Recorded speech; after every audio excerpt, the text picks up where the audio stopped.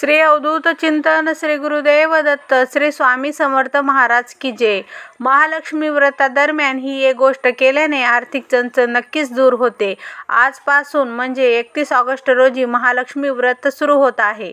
16 दिवसाचे हे व्रत 14 सप्टेंबर रोजी संपेल। जर तुम्ही महालक्ष्मी व्रत पाळत असाल तर हा व्हिडिओ नक्की पहा आणि सविस्तर माहिती मी सांगितली आहे। अशा प्रकारे जर व्रत केला तर नक्कीच महालक्ष्मी व्रत तुमचं फळाला येईल। त्यासाठी व्हिडिओ पूर्ण पहा आणि नवीन असाल तर आपल्या चॅनलला सबस्क्राईब करायला विसरू नका।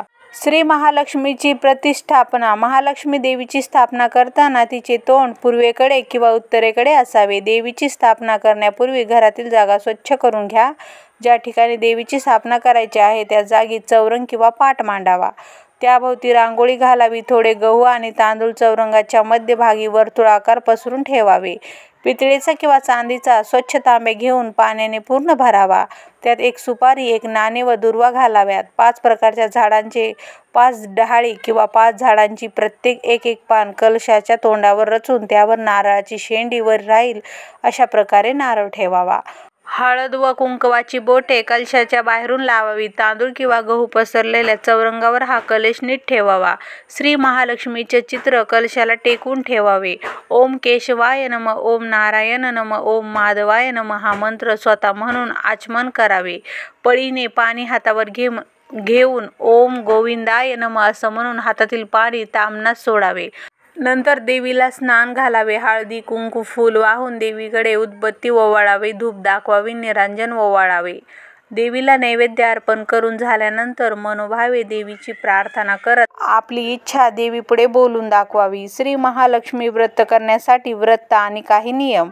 हे व्रत समाधान, शांती, ऐश्वर्य मिळावे म्हणून तसेच श्री लक्ष्मीची आपल्यावर सदैव कृपा राहावी म्हणून करायचे असते। ज्या लोकांनी व्रत करायचे ठरवले आहे त्या लोकांनी लवकर सकाळी उठावे, स्नान करावे व शरीराने मनाने निर्मळ होऊन पूजाविधी करावा। कोणत्याही महिन्यातील शुक्ल पक्षातील पहिल्या गुरुवारी या व्रताची सुरुवात करता येते।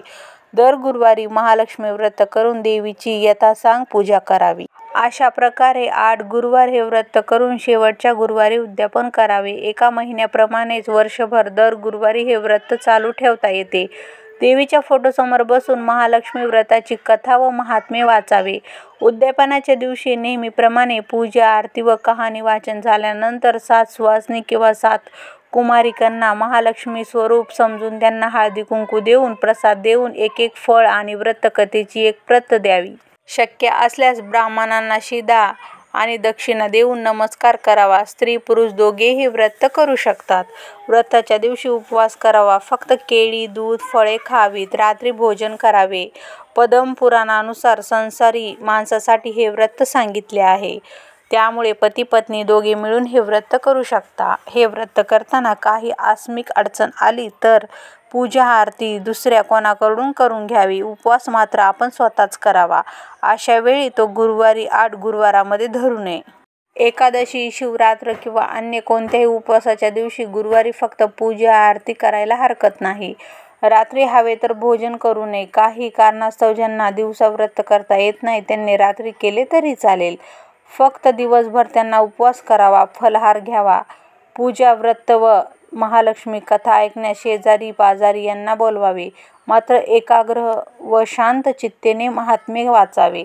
शांतता व एकाग्रता असल्यास पोथी वाचन चालू असताना महालक्ष्मीचे अप्रत्यक्षरित्या अस्तित्व आपल्याला घरामध्ये जाणवते। आपण जर एकाग्रता व मनाची शुद्धता असणाऱ्यांनी बऱ्याचदा सुवासाची चांगलीच जाणवते। व्रताची सुरुवात मार्गशीर्ष महिन्यातील पहिल्या गुरुवारी करून 4 गुरुवार हे व्रत करावे। शेवटच्या गुरुवारी या व्रताचे उद्यापन करावे। व्रताच्या दिवशी रात्री गोड जेवण करून देवीला नैवेद्य दाखवावा। नंतर कुटुंबियांसोबत भोजन करून उपवास सोडावा। हिंदू धर्मामध्ये प्रत्येक देवी देवतांची मनोभावे पूजा केली जाते आणि त्यांचे आशीर्वाद आपल्याला मिळावे यासाठी प्रार्थनाही केली जाते। दरवर्षी शुक्ल अष्टमी तिथीपासून ते आश्विन कृष्ण अष्टमीपर्यंत महालक्ष्मी व्रत साजरा केला जातो। 16 दिवसांचे महालक्ष्मी व्रत 31 ऑगस्ट पासून सुरू होत आहे आणि 14 सप्टेंबर रोजी संपेल। या 16 दिवसात धन आणि समृद्धीसाठी देवी लक्ष्मीकडे पूजा केली जाते। धार्मिक श्रद्धेनुसार महालक्ष्मी व्रत पाळल्याने घरातील गरिबी दूर होते आणि संपत्तीमध्ये वाढ होते. हे व्रत महिलांनी विशेषतः फायदेशीर मानले जाते. ज्या महिला 16 दिवस महालक्ष्मी व्रत पाळतात त्यांच्यासाठी हे व्रत कथेचे पठण करणे अत्यंत आवश्यक आहे. अशा परिस्थितीत आपण महालक्ष्मी व्रताची कथा नक्कीच वाचायची. आख्यायिकेनुसार एका गावात एक गरीब ब्राह्मण राहत होता. तो भगवान विष्णूचा खूप मोठा भक्त होता आणि दररोज भक्तीने पूजा करत असे. त्या गरीब ब्राह्मणाच्या भक्तीने प्रसन्न होऊन भगवान विष्णू त्यांच्यासमोर प्रकट झाले आणि त्यांना वरदान मागण्यास सांगितले. त्या ब्राह्मणाने आपल्या घरात लक्ष्मीचा वास राहावे अशी इच्छा व्यक्त केली. भगवान विष्णूने त्यांना सांगितले की एक महिला मंदिरासमोर शेणाच्या गोळ्या कुटण्यासाठी येते. तिला तुम्ही तुमच्या घरी बोलवा. ती महिला लक्ष्मीजी आहे आणि जेव्हा ती तुमच्या घरी येईल तेव्हा तुमचे घर धन आणि धान्याने भरून जाईल. भगवान विष्णूच्या सल्ल्यानुसार ब्राह्मण मंदिरासमोर बसला. काही वेळाने देवी लक्ष्मी शेणाच्या गोळ्या कुटण्यासाठी आली. ब्राह्मणाने लक्ष्मीला आपल्या घरी येण्याची विनंती केली. लक्ष्मीला समजले की हे सर्व भगवान विष्णूने सांगितले आहे. मग तिने ब्राह्मणाला 16 दिवस महालक्ष्मी व्रत ठेवण्यास सांगितले. त्यानंतर 16व्या दिवशी चंद्राला पाणी अर्पण केल्यानंतर त्याच्या सर्व इच्छा पूर्ण होतील. गरीब ब्राह्मणाने लक्ष्मीचे म्हणणे ऐकले आणि विधीनुसार 16 दिवस महालक्ष्मी व्रत केले.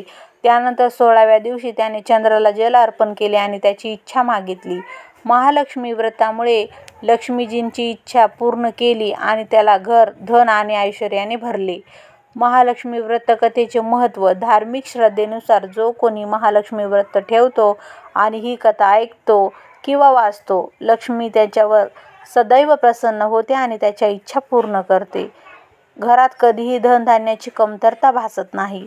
महालक्ष्मीचे व्रत ठेवून कथा पठण केल्याने आपल्या घरामध्ये संपत्ती तर येतेच आणि आपल्या करिअरमध्येही प्रगती होते. मित्रांनो, अगदी मनोभावे 16 दिवस व्रत करा. नक्कीच तुमच्या सर्व इच्छा महालक्ष्मी पूर्ण करतील. आणि व्हिडिओ आवडला असेल तर लाईक करा, शेअर करा आणि असेच व्हिडिओ पाहण्यासाठी आपल्या चॅनलला सबस्क्राईब करायला विसरू नका. धन्यवाद.